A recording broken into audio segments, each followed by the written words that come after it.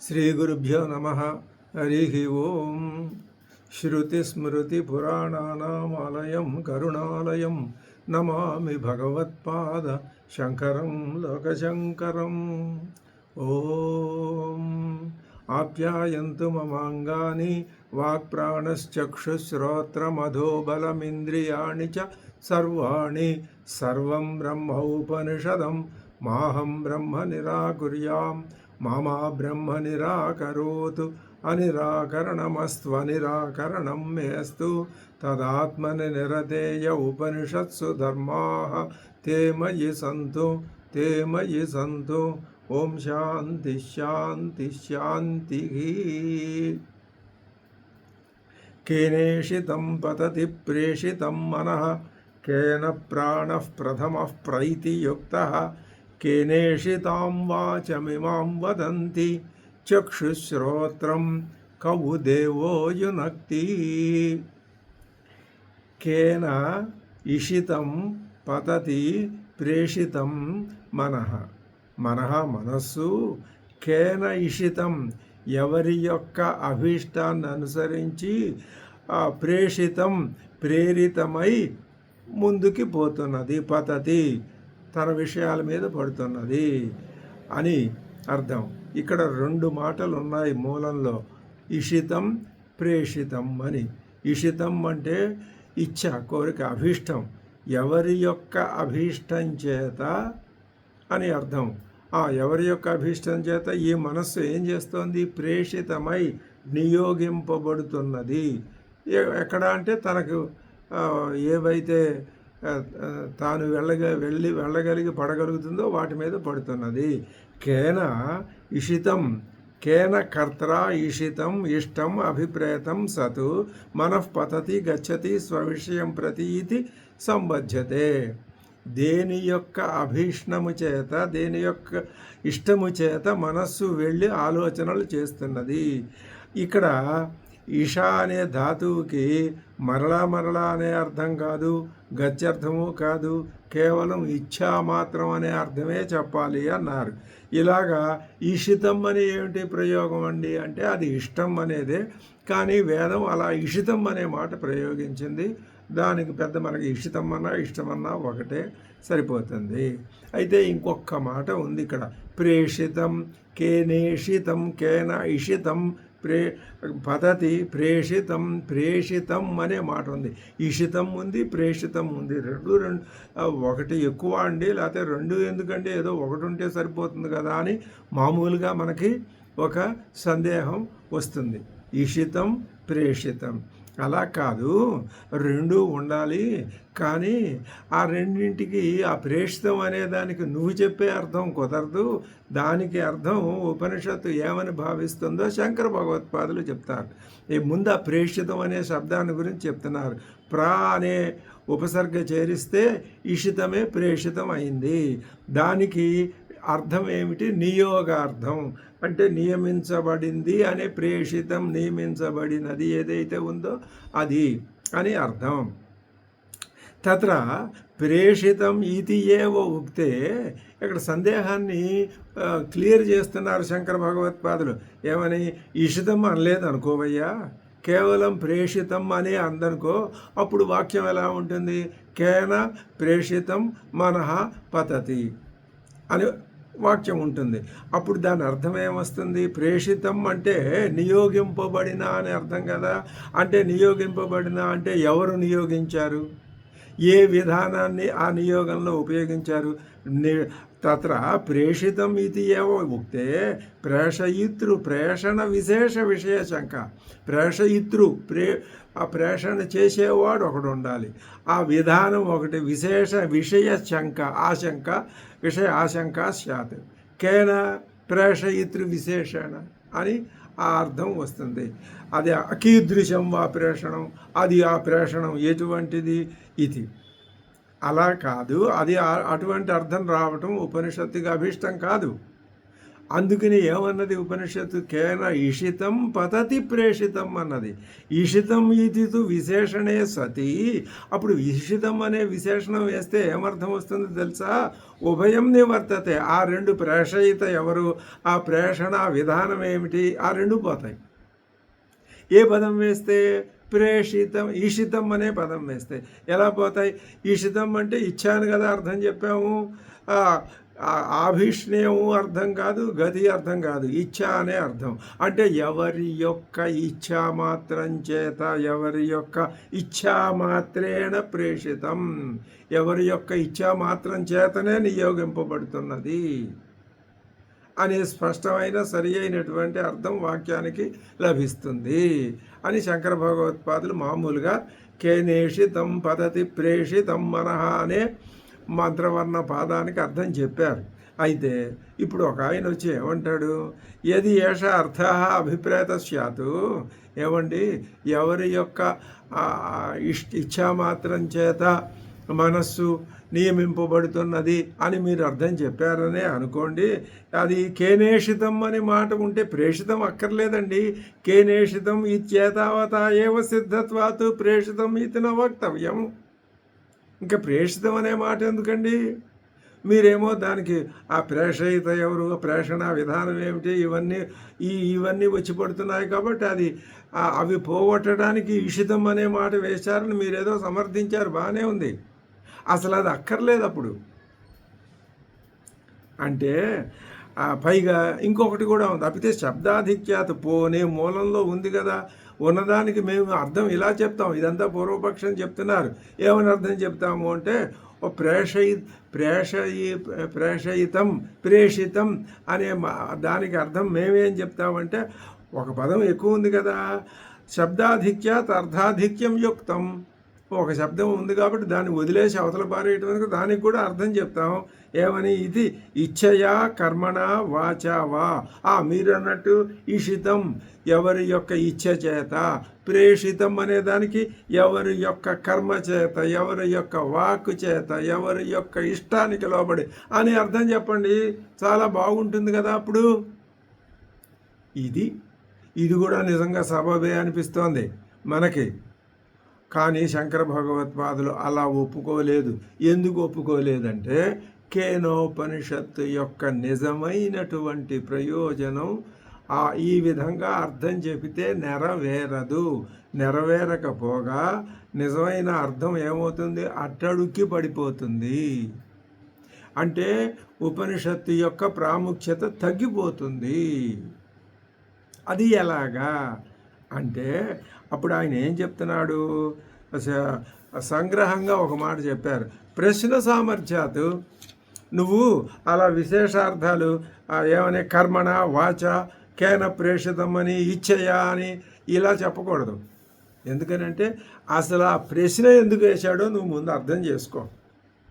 ప్రశ్న సామర్థ్యాత్, ప్రశ్నకి ఒక సమర్థత ఉంది, ఆ ప్రశ్నలో ఒక పట్టు ఉంది, ఒక గట్టితనం ఉంది, ఒక దృఢమైనటువంటి సమాధానం రాబట్టాలి అని ఒక సందేహం ఉండి ఆ సందేహం తీర్చుకుంటే మంచి జవాబు వస్తే నాకే కాదు మొత్తం అందరికీ ఆత్మ జ్ఞాన జిజ్ఞాస ఎవరికైతే ఉందో అందరికీ ఉపకారం జరుగుతుంది అన్నంత సామర్థ్యం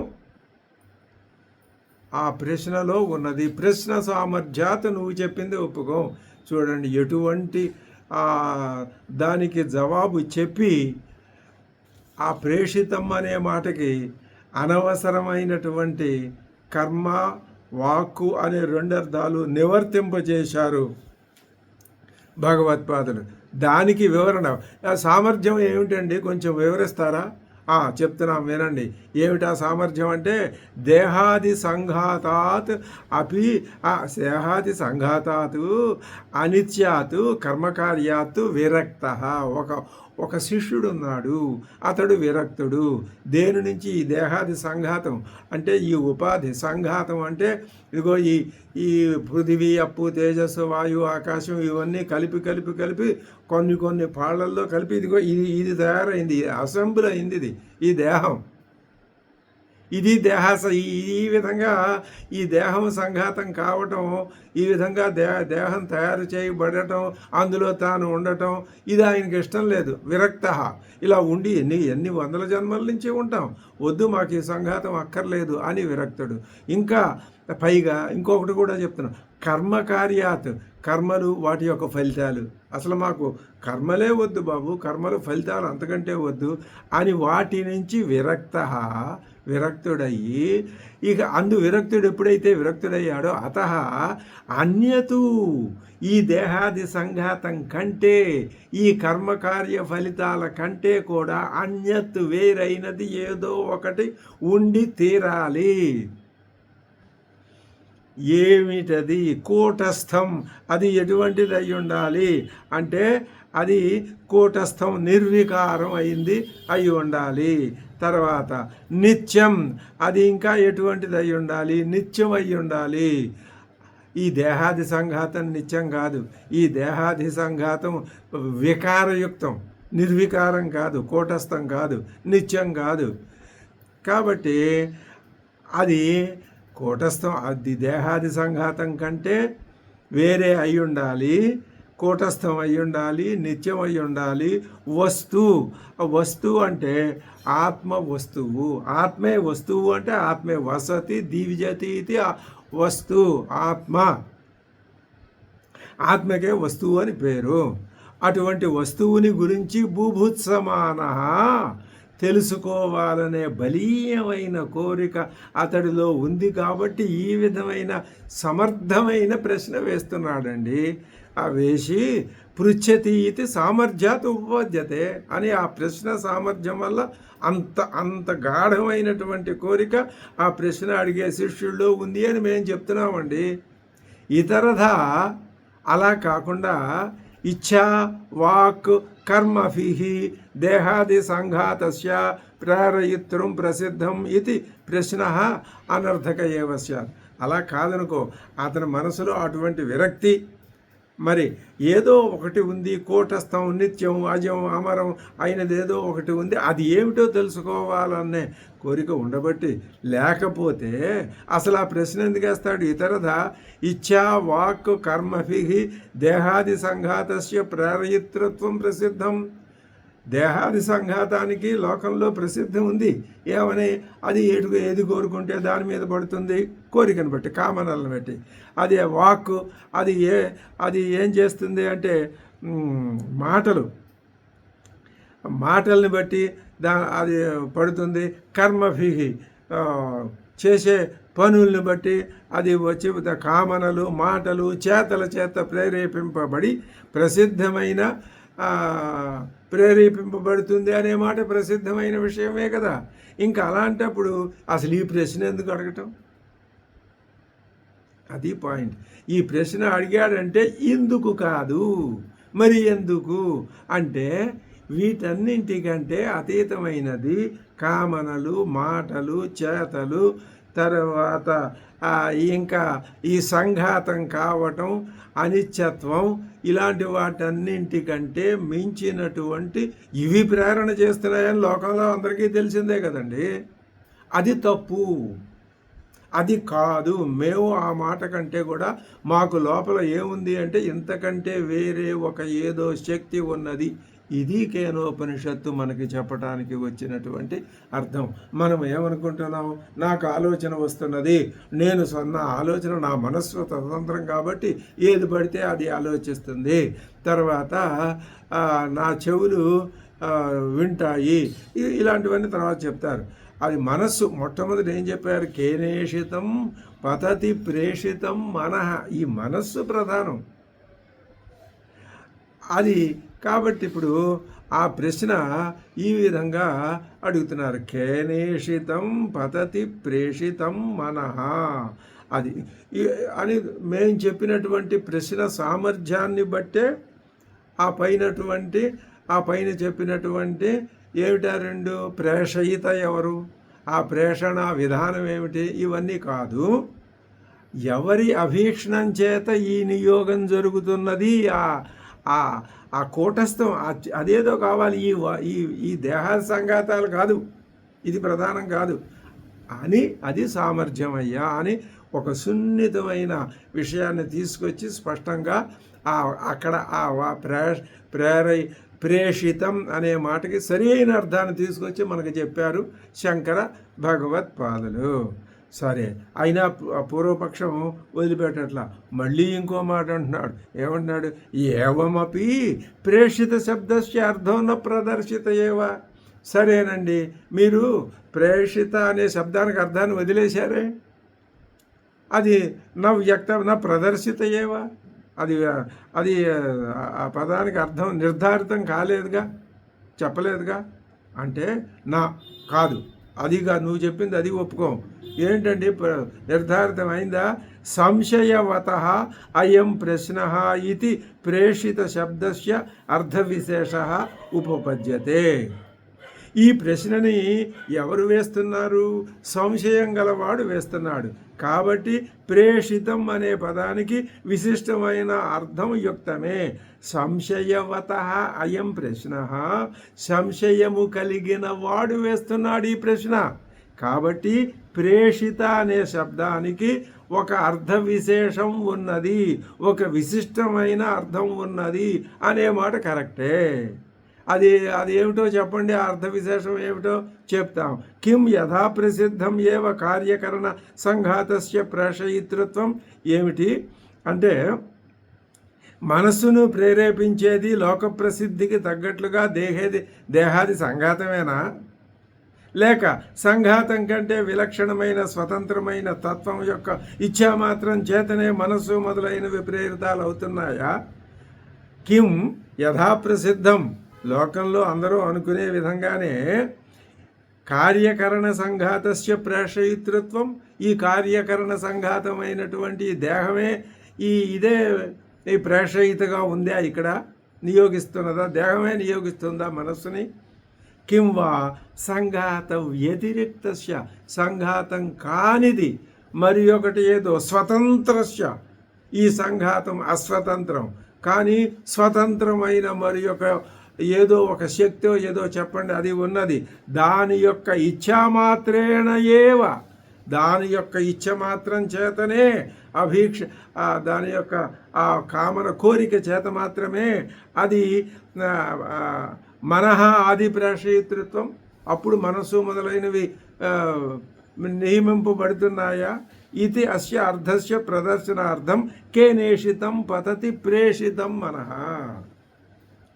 అందుకని ఆ అర్థాన్ని ప్రదర్శించడం అంటే ఈ సంఘాతం కంటే విలక్షణమైన దాని యొక్క ఇష్టం ప్రకారం నియోగింపబడుతున్నదా, అది మేము తెలుసుకోవాలనుకుంటున్నాం.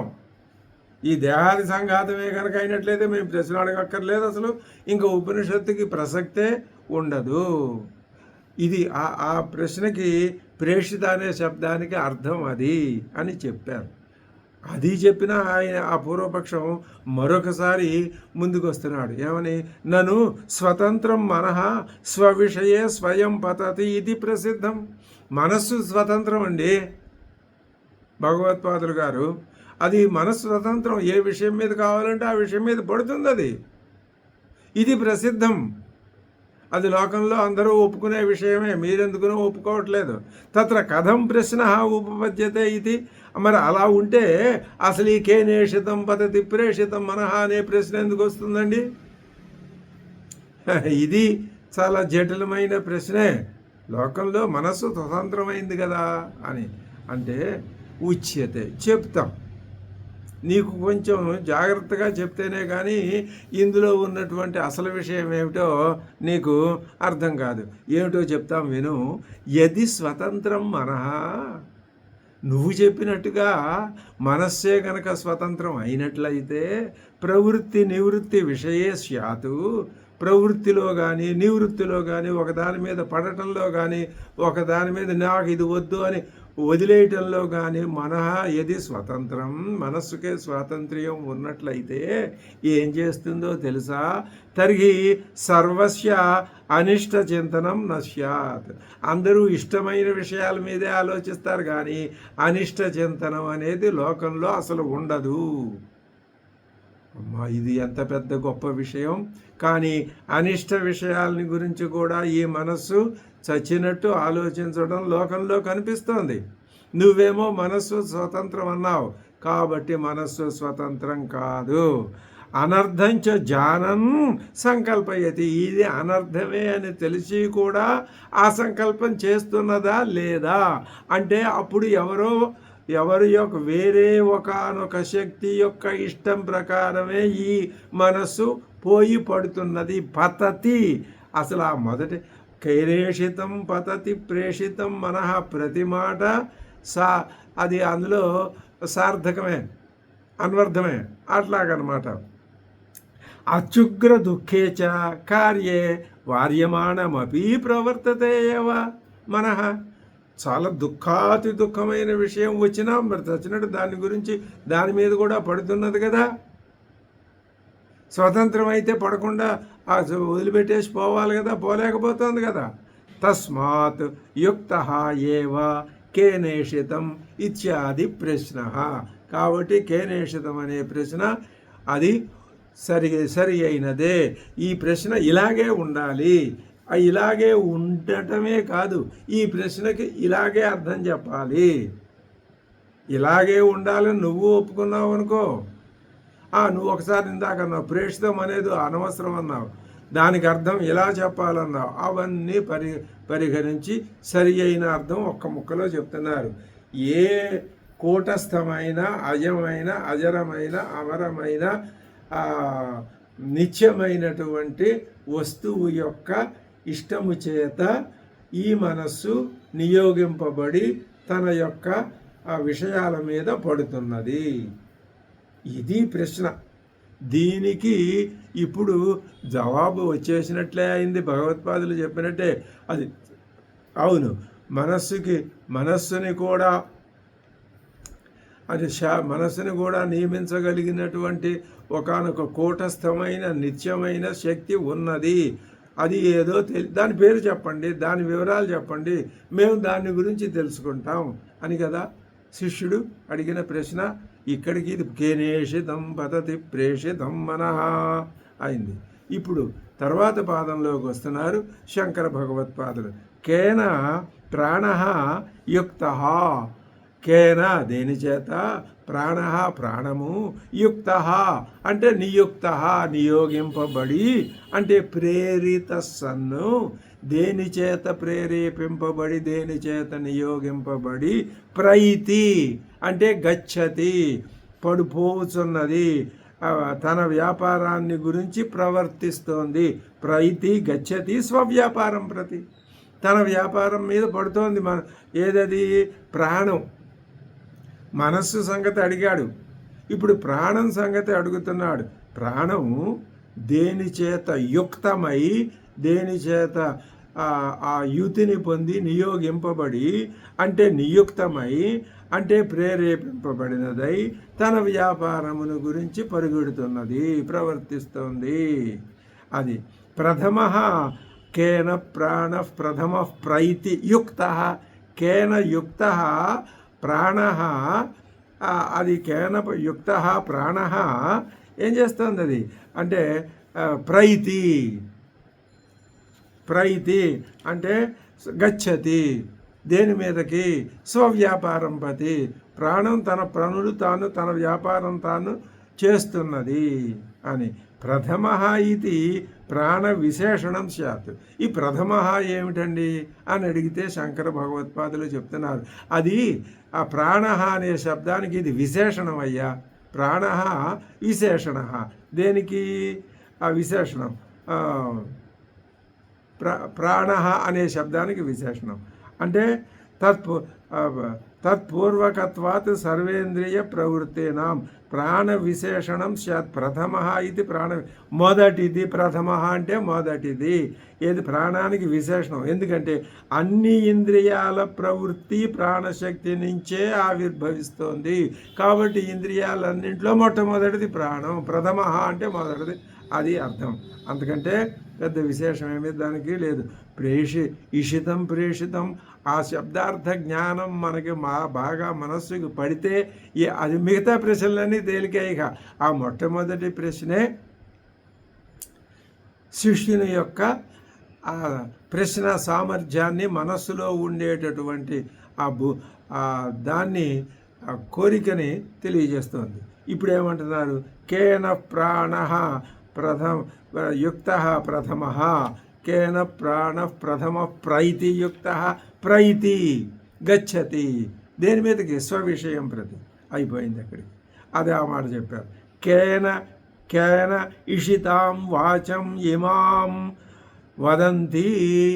కేన ఇషితాం వాచం అంటే ఈ వాచం ఇషితం వాచం ఇమాం కేన ఇషితాం వాచం. ఈ వాగింద్రియం దేని చేత ప్రేరేపింపబడుతున్నది? ఈ వాగింద్రియం దేని చేత కేన ఇషితాం వాచం ఇమాం వదంతి. ఏ శక్తి చేత, శక్తి యొక్క ఇష్టానికి అనుకూలంగా వదంతి మాట్లాడుతున్నారు. ఎవరు? లోకులు. దేనిని? వాచం. వాచం అంటే శబ్ద లక్షణం. అది ముఖయంత్రం నుంచి వచ్చేటటువంటి ఆ ధ్వనులు, ఆ శబ్దరూపకమైనటువంటి వాక్కుల్ని ఎలా దేని ఇష్టం ప్రకారం వీళ్ళు పలుకుతున్నారు. అలాగే లౌకికాహ వదంతి. లౌకికాహ అంటే లోకులు.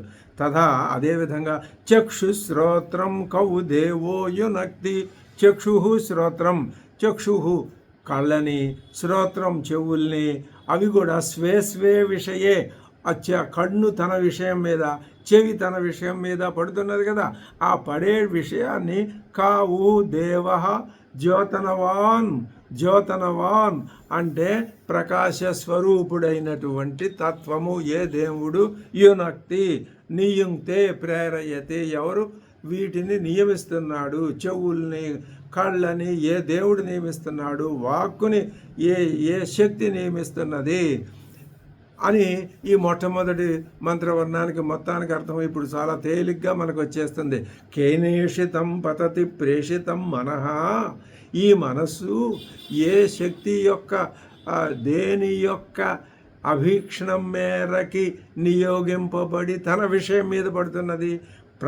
ప్రథమ ప్రాణ, మొదటిదైనటువంటి ఈ ప్రాణం దేని చేత యుక్తమై నియోగింపబడి ప్రైతి తన విధుల్ని తాను నిర్వహిస్తోంది. కేన ఇషితాం వాచం ఇమాం వదంతి లౌకిక. లోకులు దేని యొక్క ఇషితాం ఇష్టాన్ని, ఇచ్చని అనుసరించి ఇమాం వాచం వదంతి ఈ మాటలన్నీ పలుకుతున్నారు. చక్షు శ్రోత్రం, చక్షువుల్ని, శ్రోత్రాన్ని, కవుదేవ ఏ జ్యోతనవంతుడైనటువంటి ప్రకాశ స్వరూపుడైన దేవ. ఏ దేవుడు ఏం చేస్తున్నాడు అంటే యునక్తి నియమిస్తున్నాడు. ఏ దేవుడు, ఏ తత్వం నియమిస్తున్నాడు. ఇది అంటే నా ఇంద్రియాలని, మనస్సుని, తర్వాత ప్రాణాన్ని, మరి వాక్కుని, అదేవిధంగా చక్షుస్సుల్ని, శ్రోత్రాల్ని, ఈ పంచజ్ఞానేంద్రియాలని, ఇవి వాటి యొక్క విషయాల మీద పడుతున్నాయి అంటే ఎవరో ఒక శక్తి, ఏదో ఒక శక్తి వెనక ఉండి వాటిని నియోగించితేనే కానీ అవి పడవు అని మాకు ఒక అది ఏమిటో తెలుసుకోవాలి. అంతే తప్ప లోకంలో అనుకునేది ఏది కరెక్ట్ కాదు. లోకంలో ఇవన్నీ స్వతంత్రమైనవి, అవన్నీ వినగలవు, వాటికే స్వేచ్ఛ ఉంది, ఈ మాటలన్నీ ఇవి ఆమోదయోగ్యాలు కావు. మేము బలంగా విశ్వసిస్తున్నాం ఏదో ఒక శక్తి ఉంటేనే తప్ప ఇవి ఆ శక్తికి లోబడి పని చెయ్యవు. వీటి చేత పని చేయించే ఒకానొక శక్తి ఉండాలి. అది ఏది గురువుగారు చెప్పండి అని శిష్యుని యొక్క ప్రశ్న మనకి ఇక్కడ కనిపిస్తున్నది. కేనేషితం పతతి ప్రేషితం మనః కేన ప్రాణ ప్రథమ ప్రైతియుక్త కేనేషితాం వాచమిమాం వదంతి చక్షుశ్రోత్రం కౌ దేవో యునక్తి. ఇది మొత్తం మీద ఈ భాష్యాలు ఈ ఉపనిషత్తుకి సంబంధ భాష్యం ఎక్కడ ఏ స్థాయి నుంచి శంకర భగవత్పాదులు చెప్పుకుంటూ వచ్చి ఈ మొట్టమొదటి ప్రశ్నకి కావలసినటువంటి ఆ పూర్వరంగాన్ని ఆ రెండు భాష్యాల్లోనూ పదవాక్య భాష్యాల్లో నిర్మించుకుంటూ వచ్చి అది తీసుకొచ్చారో అది ఇక్కడ మనకి ఈ ప్రశ్న యొక్క సామర్థ్యాన్ని ఆయన నిరూపించడంతో ఇప్పుడు ఒక స్పష్టంగా అట్టడుగు స్థాయి నుంచి అందరూ అనుకునే విషయాలన్నింటినీ మనం పక్కకు తోసేసి ఒక విషయంలో మాత్రం మనకి అర్థం కావాలి, ఏమిటి ఆ శక్తి, ఎందువలన ఇవన్నీ పని చేయగలుగుతున్నాయి, పని చేస్తున్నాయి. వాటికి స్వతంత్రంగా పనిచేసే శక్తి లేదు, అవి స్వేచ్ఛా సామర్థ్యాలు కలవని అనుకోవటానికి వీలు లేదు. ఇలాంటివి అనేక కారణాలు మనకి కనిపిస్తున్నాయి. వీటికి తప్పనిసరిగా ఏదో ఒక కారణం, ఒక ప్రేరణ ఉండి తీరాలి. ఆ ఈషితం ప్రేషితం అయినటువంటి ఆ శక్తి ఏది మాకు చెప్పండి అని ప్రశ్న. కేనేషితం వాచమిమం వదంతి కేన ప్రాణ కేనేషితం పతతి ప్రేషితం మనః కేన ప్రాణ ప్రథమ ప్రైతియుక్తః కేనేషితాం వాచమిమం వదంతి చక్షుశ్రోత్రం కౌ దేవో యునక్తి. మొదట 3 పాదాల్లోనూ కేనా కేనా అని దాని ఒక సౌందర్యం తీసుకురావటానికి మంత్రం ఏం చెప్తుంది, కౌ దేవ. ఇక్కడ దేవ ప్రథమ విభక్తిలో చెప్పారు కాబట్టి కహా దేవ. ఆ అంటే ఏ దేవుడు నియోగిస్తున్నాడు తెలుసుకోవాలి అనేటటువంటి ఆ కోరికతో అడుగుతూ ఉన్నటువంటి ప్రశ్న. ఇంతవరకు పదభాష్యంలో అర్థం చెప్పారు శంకర భగవత్పాదులు. ప్రతి పదానికి అర్థం చెప్పారు. ప్రతి పదానికి అర్థం చెప్పినట్లయితే మొత్తం తాత్పర్యం మనకి తెలుస్తుంది.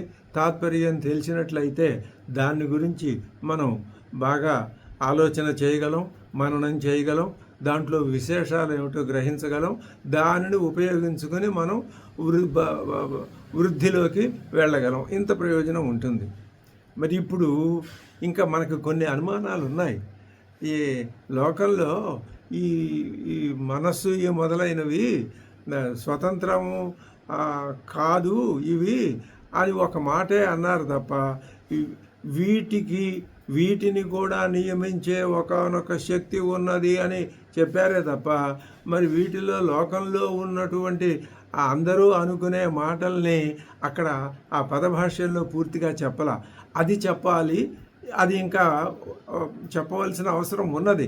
అందుకని ఇప్పుడు ఇదే మంత్రవర్ణానికి కేనేషితం పతతి ప్రేషితం మనః కేన ప్రాణ ప్రథమ ప్రైతియుక్తః కేనేషితాం వాచమిమాం వదంతి చక్షుశ్రోత్రం కౌ దేవో యునక్తి అనే మంత్రవర్ణానికి వాక్య భాష్యాన్ని ఇప్పుడు మనకి అందిస్తున్నారు శంకర భగవత్పాదులు. మొట్టమొదట ఒక ముక్క చెప్పేశారు. ఏమిటది అంటే ప్రవృత్తి లింగాత్ విశేషార్థ ప్రశ్న ఉపపన్న. ఇప్పుడు ప్రవృత్తి లింగాత్ ఈ శరీరంలో ఉన్నటువంటి ఈ అవయవాల్లో, ఈ ఇంద్రియాల్లో ఒక లింగం, ఒక చిహ్నం, ఒక గుర్తు కనిపిస్తోంది. ఏమిటది? ప్రవృత్తి. ప్రవర్తిస్తున్నాయి, అవన్నీ వ్యాపారం చేస్తున్నాయి. వ్యాపారం అంటే వాటి పనులు అవి చేస్తున్నాయి. అందువలన ఏమవుతుంది, ఆ తత్వం యొక్క విశేషార్థం ఏమిటో ప్రశ్న, దాన్ని తెలుసుకోవటానికి ప్రశ్న ఉపపన్న. ప్రశ్న వేయటం అనేది ఉపపన్నమే, తగినదే, అర్హమైనదే, ప్రశ్న వెయ్యాల్సిందే. ఎందువలన అంటే ప్రవృత్తి లింగాత్. ఏదో కేనా అని నువ్వు అడగకపోయినా కేనా అనేది ఉన్నదని మేము తెలుసుకున్నా తెలుసుకోకపోయినా వీటిల్లో ప్రవృత్తి కనిపిస్తోంది మాకు. మరి ప్రవృత్తి కనిపిస్తోంది కాబట్టి ఆ ప్రవృత్తికి కారణమేది అని ప్రశ్న వేయటం ఉపపన్నమే, తగినదే. ఇంద్రియాల్లో ఏం కనిపిస్తోంది? ఒక వ్యాపారం, ఒకనొక చేతనత్వం కనిపిస్తున్నది. ప్రవృత్తి లింగాత్ విశేషార్థ ఒక విశేష అర్థం కనిపిస్తున్నది. అది ఆ తత్వం యొక్క వివరాలను గురించి ప్రశ్న వేయటానికి చాలా అర్హమైనదే అని మేము భావిస్తున్నాం. అది ఎలాగో చెప్పండి, ఆ విశేషం ఏమిటి, ఆ చేతనాతత్వం ఏముంది, ఏం గమనించారు, దాని గురించి ఇంకొంచెం వివరించి చెప్పండి అని గనక అన్నట్లయితే అది ఏమిటి చెప్తున్నాం? రథాదీనాం హి చేతనావదధిష్ఠితానాం ప్రవృత్తి దృష్టా. రథం ఉంది, ఆదులు ఉన్నాయి, ఇంకా రథము, ఇంకా ఈ కదిలే ఇలాంటివి వస్తువులు కొన్ని యంత్రాలు లాంటివి ఉంటాయి. ఉదాహరణకి రథమే ఉందనుకోండి, ఆ రథం ఏం చేసింది, అక్కడ ఉన్నది, దాన్ని అది చేతనావదధిష్ఠితానాం, రథాదుల్లో ప్రవృత్తి, ఆ ప్రవర్తన ఎక్కడ కనిపిస్తుంది? చేతనావంతుడైనటువంటి ఒకానొక వ్యక్తి ఆ రథం మీద కూర్చుని దానిని నడిపినప్పుడు ఆ రథంలో ప్రవృత్తి కనిపిస్తోంది. నా అనధిష్ఠితానం, ఏ వ్యక్తి ఆ రథంలో కూర్చోకుండా దాన్ని నడపకపోతే ఆ రథం అలాగే ఉంటుంది. ఇది లోకంలో కనిపిస్తున్నది కదా. అలాగే మనః ఆదీనాంచ, ఈ మనస్సు, ప్రాణం, వాక్కు, చక్షుషు, శ్రోత్రం, ఇవి అన్నీ కూడా అచేతనానాం, ఇవన్నీ అచేతనములు. మన ఆదులు అచేతనములు, రథం అచేతనమైంది. అక్కడ చేతనావంతుడైన పురుషుడు ఎక్కి కూర్చుని దాన్ని నడిపితే అది నడుస్తోంది తప్ప లేకపోతే లేదు. అలాగే ఈ మనస్సు ఈ మొదలైనవన్నీ కూడా, ఈ ఇంద్రియాలు అచేతనానాం, చేతనములు కావు. అంటే మనస్సు, కన్ను మొదలైనవి జడములు. అచేతనములు అంటే జడములు. వాటిల్లో వ్యాపారం ప్రవృత్తికి దృశ్యతే. అవి జడములు అయినప్పటికీ వాటిల్లో చైతన్యం లేదు, అచేతనములు అవి. రథంలో కూడా చేతనం లేదు, అవి అచేతనములు. ఇప్పుడు ప్రాణం చేతనం కదా అని అనుకుంటాం, కాదు, ప్రాణం కూడా అచేతనమే అని చెప్తున్నారు. దృశ్యతే తద్ధి లింగం చేతనావత అధిష్టాతు అస్తిత్వే. అదే ఆ ప్రవృత్తే లింగం, మనకి కనిపించేటటువంటి విషయం. దేనికి? చేతనావత అధిష్టాతు అస్తిత్వే. అక్కడ ఒక చేతనావంతుడైనటువంటి అధిష్టాత ఎవరో ఉండాలి. ఆ అధిష్టాత యొక్క అస్తిత్వాన్ని గురించి ఇప్పుడు మేము ప్రశ్న అడుగుతున్నాం. కరణానికి మన ఆదీని నియమేన ప్రవర్తంతే. మన ఆదీని కరణాన్ని, మనస్సు ఈ మొదలైన ఇంద్రియాలు ఇవి నియమంగా ప్రవర్తిస్తున్నాయే. తత్ నా అసతి చేతనావతి అధిష్టాతరి ఉపపద్యతే. అది ఆ చేతనావంతమైనటువంటి అధిష్టాత లేకపోతే ఆ ప్రవర్తన నా ఉపపద్యతే, కనిపించదు కదా, సాధ్యం కాదు కదా. తద్విశేషస్య చ అనధిగమాత్ చేతనావత్ సామాన్యే చ అధిగతే విశేషార్థ ప్రశ్న ఉపపద్యతే. అధిష్ఠించి ఉండే చేతన తత్వం లేకుండా అటువంటి నియత ప్రవృత్తి అసంభవం. ఏదో ఒక చేతన తత్వం ఉందని మాత్రం మాకు అనిపిస్తున్నది, కానీ దాని యొక్క వివరాలైతే అర్థం కావట్లేదు.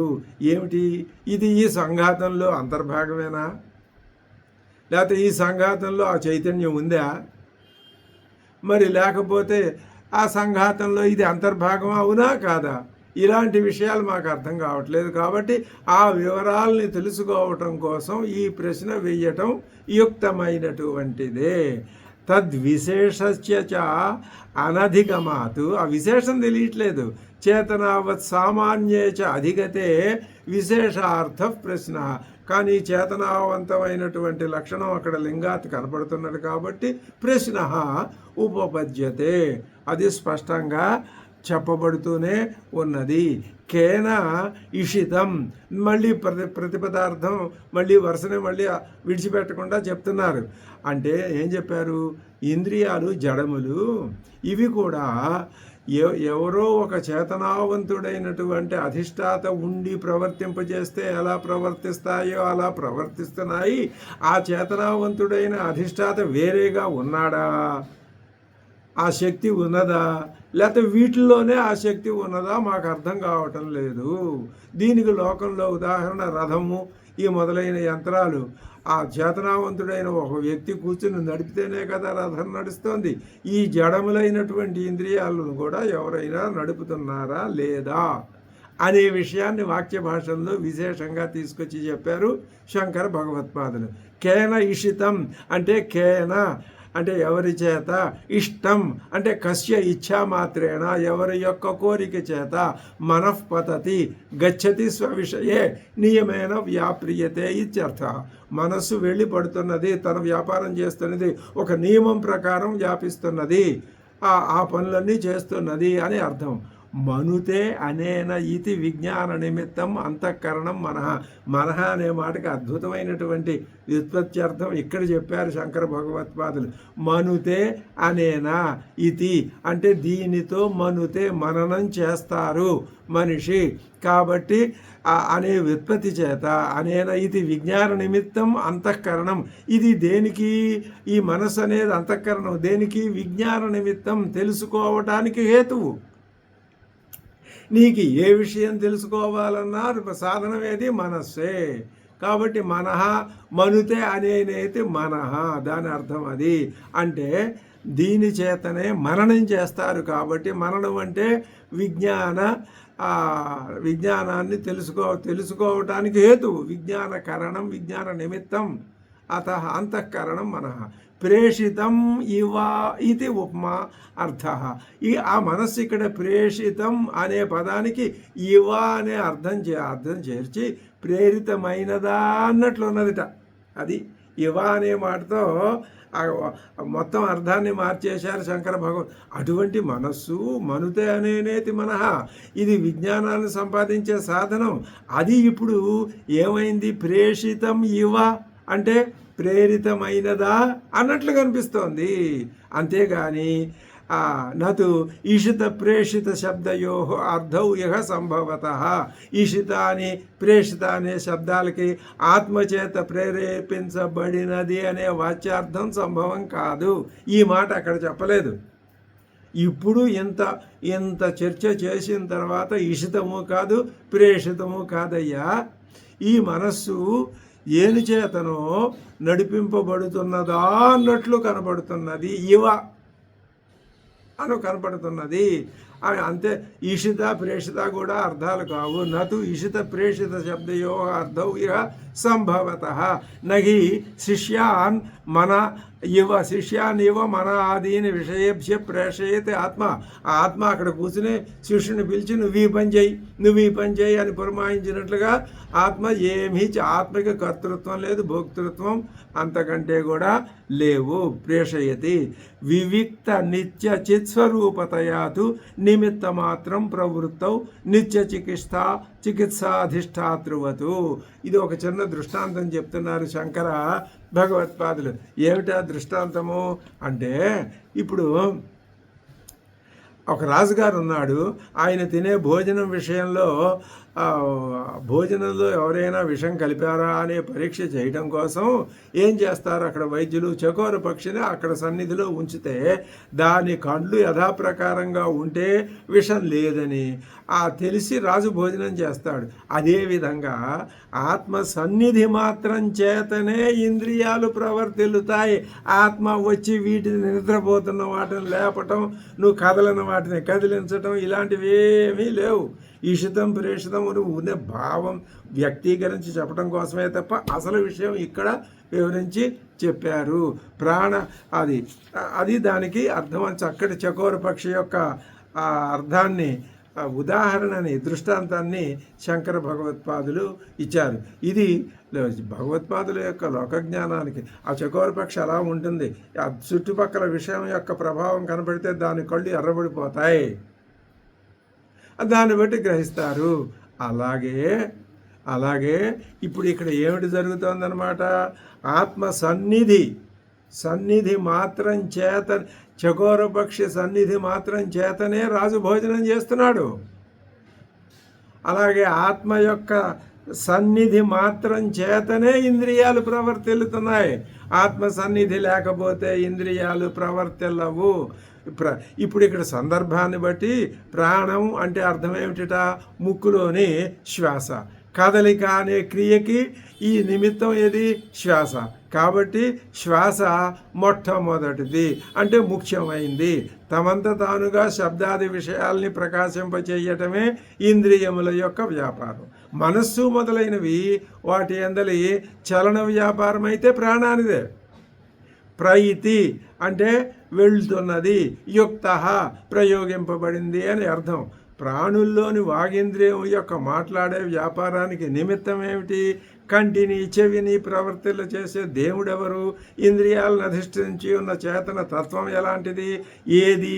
అది ఎటువంటి లక్షణాలు గలది అని వీటన్నింటికి అర్థాన్ని మరి ఒకసారి వివరించి చెప్పారు. ప్రాణ అక్కడ చెప్పని విశేషార్థాలు ఇక్కడ చెప్పారు. ప్రాణ ఇది నాసికాభవ ప్రకరణాతు. ప్రాణం అనేది ఈ శ్వాస, ముక్కులోని శ్వాస. ప్రథమత్వం ప్రచలన క్రియాయా ప్రాణ నిమిత్తత్వాతు. అంటే కదలిక అనే నిమిత్తికి శ్వాసే ప్రధానమైంది కాబట్టి అది ప్రథమం, ముఖ్యం. స్వతో విషయావభాస మాత్రం కరణానాం ప్రవృత్తి. అంటే తమంత తాముగా శబ్దాది విషయాల్ని ప్రకాశింపచేయటమే ఇంద్రియాల యొక్క ప్రవృత్తికి వ్యాపారం. చలిక్రియాతు ప్రాణస్య ఏవ మనాదిషు. మనసు మొదలైన వాటిల్లో ఉన్నటువంటి ఆ చలిక్రియకి మూలం ప్రాణమే. తస్మాత్ ప్రాథమ్యం ప్రాణస్య. అందుకే అసలు ప్రధానమైనది అన్నింటికంటే మొట్టమొదటిది ప్రాణం. ప్రైతి అర్థం చెప్తున్నారు. గచ్చతి యుక్త ప్రయుక్త ఇచ్చేతత్. వాచో వదనం కిన్నిమిత్తం ప్రాణినాం చక్షుశ్రోత్రయోశ్చ కో దేవ ప్రయోక్త. వాక్కుల్ని చెప్పడం ప్రాణులు, దానికి కారణం ఏమిటి? అలాగే చక్షుశ్రోత్రయో, కళ్ళని చెవుల్ని నియోగించేది ఎవరు? కో దేవ ప్రయోక్త. ఎవరా ప్రయోక్త అయిన దేవుడు? కరణానాం అధిష్టాత చేతనవాన్ యః. ఈ కరణాలన్నింటినీ అధిష్ఠించి ఉన్నటువంటి అధిష్టాన దేవత ఎవరు? కిం విశేషణ. ఆయన యొక్క లక్షణాలు ఏమిటి? ఆయన విశేషాలు ఏమిటి? ఇవన్నీ మేము తెలుసుకోవాలని ఈ ప్రశ్న వేస్తున్నాము. ఈ విధంగా మొట్టమొదటి మంత్రవర్ణానికి పదభాష్యం, వాక్యభాష్యం స్పష్టంగా వివరంగా చెప్పారు. ఓం కేనేషితాం వాచమిమాం వదంతి కేనేషితం పతతి ప్రేషితం మనః కేన ప్రాణ ప్రథమ ప్రైతియుక్త కేనేషితాం వాచమిమాం వదంతి చక్షుశ్రోత్రం కవు దేవో యునక్తి. ఇది మామూలుగా మన స్థూలమైనటువంటి అర్థాన్ని గ్రహించగలిగాము. ఈ మంత్రవర్ణం యొక్క అర్థాన్ని ఎంత భావన చేస్తే ఆ ప్రశ్నలో ఉన్నటువంటి ఔచిత్యం, ప్రశ్న యొక్క సార్థకత అది మనకి తెలిసి మనం కూడా ఆ ప్రశ్న యొక్క అర్థాన్ని తెలుసుకొని ఆ విధంగా దీంట్లో నుంచి మనం బయటపడే అవకాశం మనకు లభించడం కోసం మననం, నిధిధ్యాసనం ఈ మంత్రానికి సంబంధించి మనం చేయవలసి ఉంటుంది. ఓం ఆప్యాయంతు మమాంగాని వాక్ప్రాణశ్చక్షుశ్రోత్రమధోబలమింద్రియాణి చ సర్వాణి సర్వం బ్రహ్మోపనిషదం మాహం బ్రహ్మ నిరాకుర్యాం మామా బ్రహ్మ నిరాకరోద నిరాకరణమస్త్వనిరాకరణం మేస్తు తదాత్మని నిరతేయ ఉపనిషత్సు ధర్మాః తే మయి సంతు. ఓం శాంతి శాంతి శాంతి.